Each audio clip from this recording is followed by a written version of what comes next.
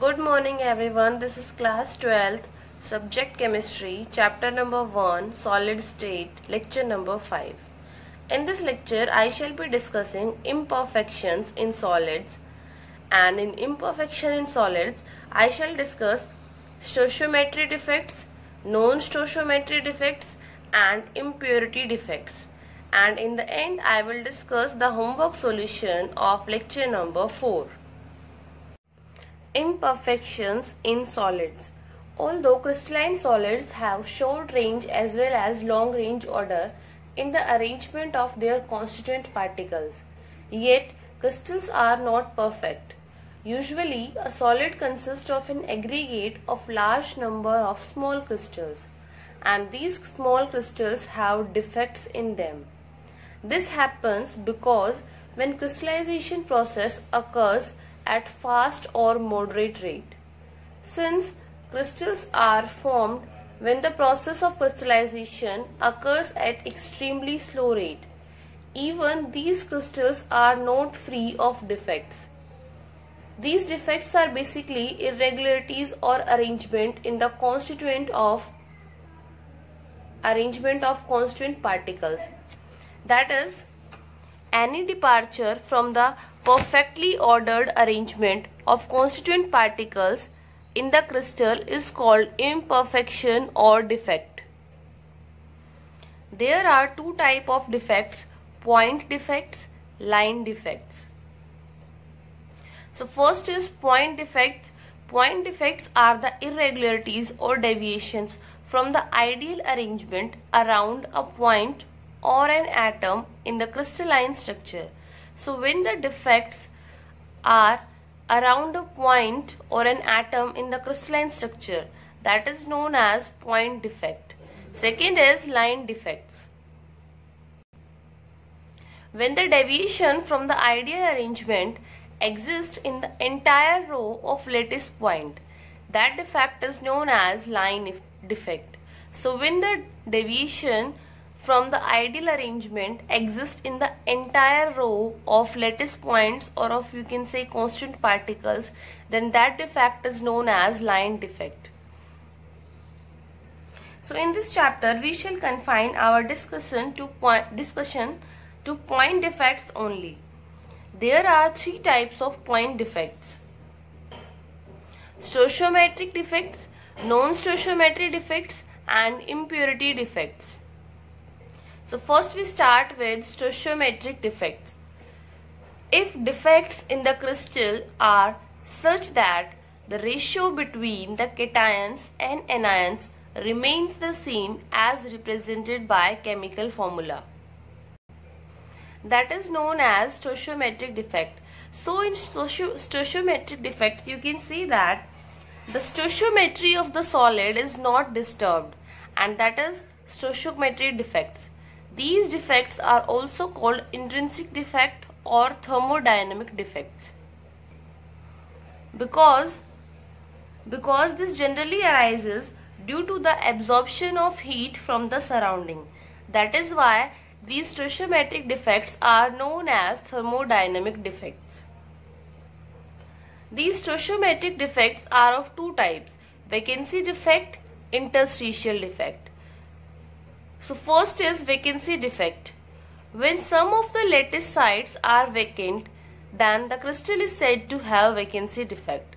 So in vacancy defect, some of the lattice sites are missing and the density of the solid decreases in vacancy defect. This defect can also develop when a substance is heated. Now here is the structure, crystal structure. Here these two sides are vacant. Therefore you can see that there are vacancies present in this structure. So this defect is known as vacant defect, and these are vacant lattice sites. Now in these crystals, here some empty spaces are present. Now these are known as interstitial sites. So next defect is interstitial defect. When some extra constituent particles are present in the interstitial sites, the crystal is said to have interstitial defect. So here is the crystal structure. Now these are the interstitial sites present in this crystal structure. Now here some extra constituent particles are present in these sites. That is, these are the particles in the interstitial site. So when some extra constituent particles are present in the interstitial site, the crystal is said to have interstitial defect. And in this case, the density of the solid increases. Because for this particular crystal structure, the volume remains same but the mass increases due to some constant particles which are present in the interstitial sites. So the density increases. Now these two type of defects are shown by non-ionic solids. So these vacancy and interstitial defect, these are shown by non-ionic solids. In case of ionic solids, that is, ionic solids shows Schottky and Frenkel defects. Now we will learn what is Schottky and Frenkel defect. Schottky defect. If in an ionic crystal of the AB type, where A is a cation and B is an anion, equal number of cations and anions are missing from their lattice sites, so that electrical neutrality is maintained. In Schottky defect, what happens? Equal number of cations and anions are missing from their lattice sites, so that the electrical neutrality will be maintained in the crystal.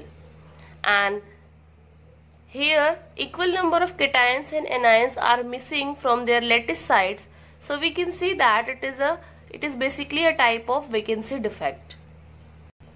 So here is the crystal structures where A positive is cation and B negative is the anion. So in this crystal structure, cations and anions, that is one cation and one anion is missing from their lattice points. So this is Schottky defect. Now here equal number of cations and equal number of anions are missing from their lattice site. So you can see that the constant particles decreases and therefore the density decreases in the Schottky defect. So what is the effect on density? Density of the solid decreases as number of ions decreases. Now types of compounds exhibiting Schottky defect, or what are the conditions for a compound for showing Schottky defect. Schottky defect is shown by ionic compounds having high coordination number and small difference in the size of cations and anions. So those ionic compounds which have small difference in the size of cations and anions, they will show Schottky defect. Examples: NaCl, KCl, KBr, AgBr. These compounds, they show Schottky defect. Next is Frenkel defect. If an ion is missing from its lattice site and it occupies the interstitial site, then this type of defect is known as Frenkel defect. And it is also known as dislocation defect because smaller ion, usually cation, is dislocated from its normal site to an interstitial site. In Frenkel defect, what will happen? The ion, it will leave its lattice site and occupies the interstitial site which is present in the crystal, and therefore this defect is known as Frenkel defect. It is also known as dislocation defect. Now what is the effect on density? In Frenkel defect, the density of the solid remains unchanged because in this case the cation is not missing. It just leave its lattice point and occupy the interstitial site. Therefore, the density will remain unchanged in Frenkel defect. Next is type of compounds exhibiting Frenkel defects. So the condition is low coordination number and large difference in the size of cations and anions. So those compounds which have large difference in the size of cations and anions, they show Frenkel defects. Examples: zinc sulfide, silver iodide and AgBr. So AgBr is the only compound which shows AgBr is the compound which shows Schottky as well as Frenkel defect. So this question can be asked in exam, that which compound shows both Schottky as well as Frenkel defect. So AgBr is the answer. AgBr is the compound which shows Schottky as well as Frenkel defect. Next type is impurity defects. These defects arise when foreign atoms are present at the lattice site in place of host atoms or at the vacant interstitial site. So in impurity defect, some extra substance or some foreign substance is added from the outside, and that will modify the properties of the crystal. So the process of adding impurities to a crystalline substance so as to change its properties is called doping. So here is the crystal structure of NaCl. Now if molten NaCl containing a little amount of strontium chloride is crystallized, that is, when we add some strontium chloride in this crystal of NaCl, what will happen? Some of the sites of Na positive ions are occupied by strontium 2 positive. Now here unipositive charge is present on the sodium atom and strontium occupy +2 charge. Now this strontium +2, it replaces 2 sodium positive. So in this crystal, here strontium is occupying Na positive place and one site will remain vacant. And therefore we can say that the cation vacancies thus produced are equal in number to that of strontium +2 ions. So for example, if we add 2 strontium 2 positive ions, so what will happen? Those 2 strontium 2 positive, they will occupy the place of 2 sodium ion, and 2 vacant spaces will be created in the crystal, because each strontium 2 positive replaces 2 sodium ions, and that is why one of the place is occupied by strontium 2 positive, so that the charge, or you can say the electrical neutrality, will be maintained and one space will remain vacant. So this is about impurity defects. In impurity defect, some foreign substance is added to crystalline structure so as to change its properties, and that is known as doping. Now third is non-stoichiometry defects. Third is non-stoichiometry defects. The ratio of cations to the anions become different from that indicated by the ideal chemical formula. The defects are called non-stoichiometry defects. And in non-stoichiometry defects, there are two types: metal excess defect and metal deficiency defect. First, I shall be discussing metal excess defect, and in metal excess defect, first is by anion vacancies. So this is shown by alkali halides like NaCl and KCl. What will happen in this metal excess defect? This can be explained by taking the example of NaCl. When crystals of sodium chloride are heated in an atmosphere of sodium vapor, the sodium atoms are deposited on the surface of the crystal and the Cl negative ions diffuse to the surface of the crystal and combine with sodium atoms to give NaCl. This happens by the loss of electron by sodium atoms to form Na positive ion.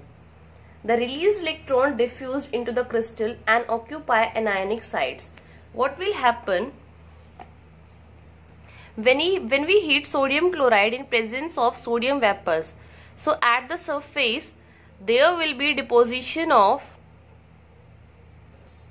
Na positive, and the Cl negative from this crystal, they will diffuse at the surface and form NaCl.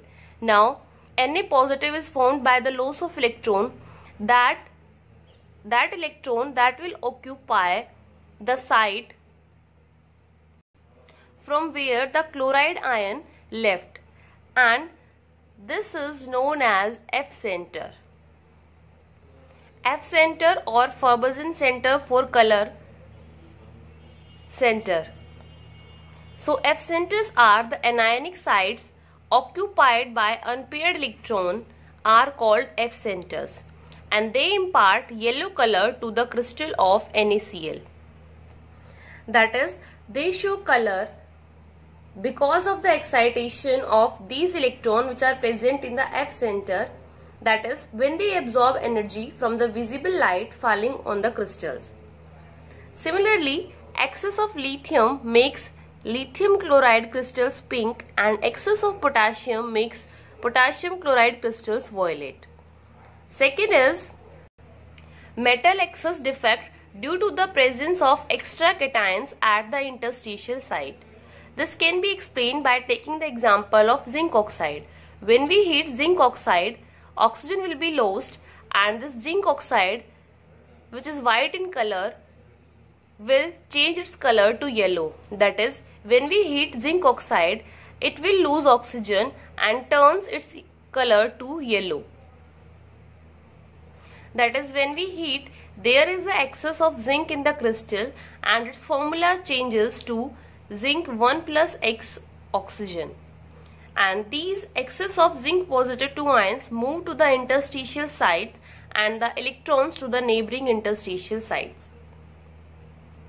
So this metal excess defect may also be caused by the presence of extra cation at the interstitial site, and electrical neutrality is maintained by an electron present in another interstitial site. Example is, when zinc oxide is heated, it loses oxygen and turns yellow due to the following reaction. These extra zinc 2 positive ions, these are formed and get trapped into the vacant interstitial sites and the electrons in the neighboring interstitial sites. Now next is metal deficiency defect. Metal deficiency defect. This defect occurs when the metal shows variable valency, that is in transition metals. Due to metal deficiency, the compounds obtained are non-stoichiometric. For example, it is difficult to prepare ferrous oxide with the ideal composition FeO. What we actually obtained is FeO 0.95 oxygen, and this can range from 0.93 to 0.96. Now, how the electrical neutrality is maintained in these type of defects? For example, in the crystals of ferrous oxide, some Fe2 positive cations are missing, and this loss of positive charge is made up by the presence of required number of Fe plus 3 ions. So charge, or you can say electrical neutrality is maintained in this way, and the composition, or we can say that it is difficult to prepare ferrous oxide with ideal composition. Other example is the oxide of nickel, that is NiO, and one more sulfide of iron, that is FeS.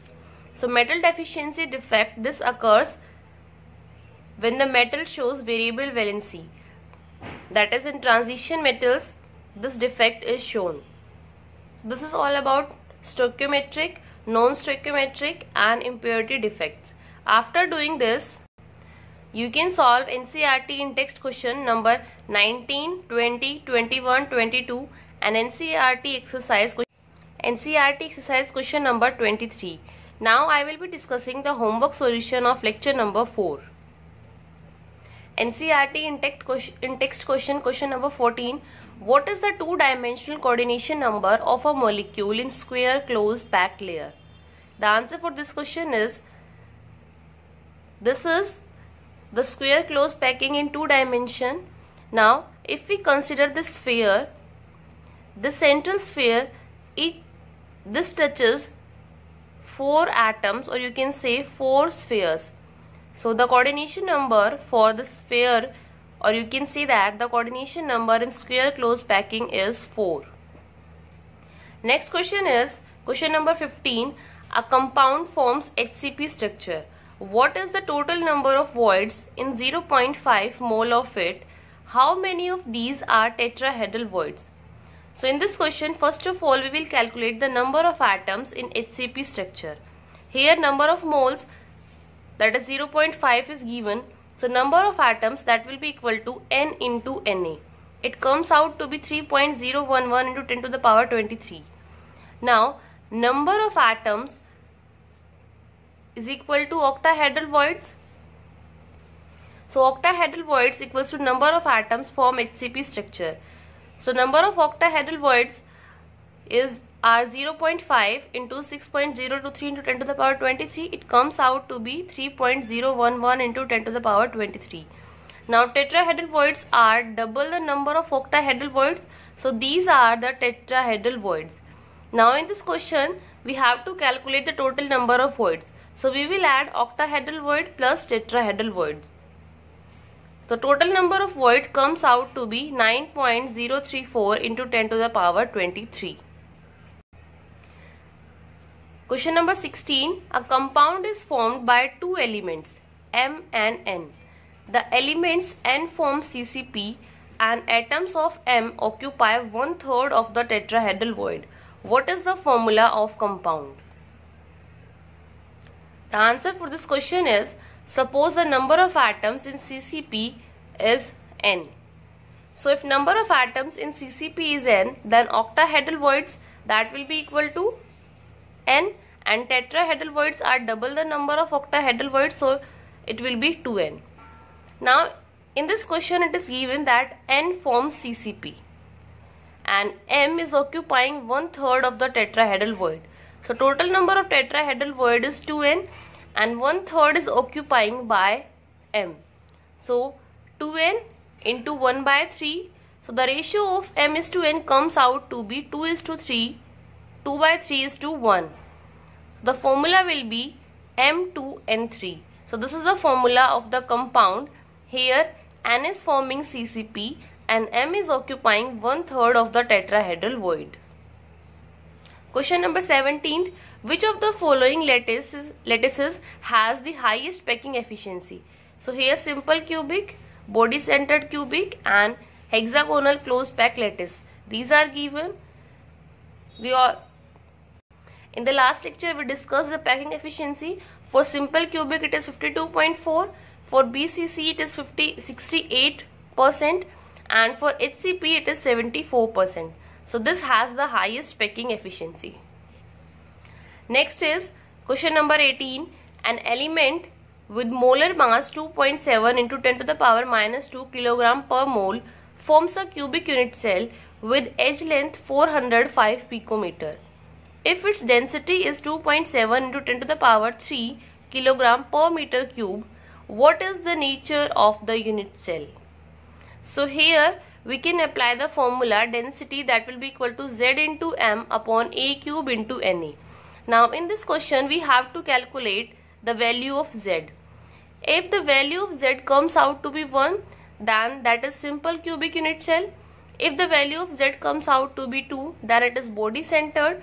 And if the value of Z comes out to be 4, then it is FCC or CCP. So when we solve these values, Z comes out to be 4.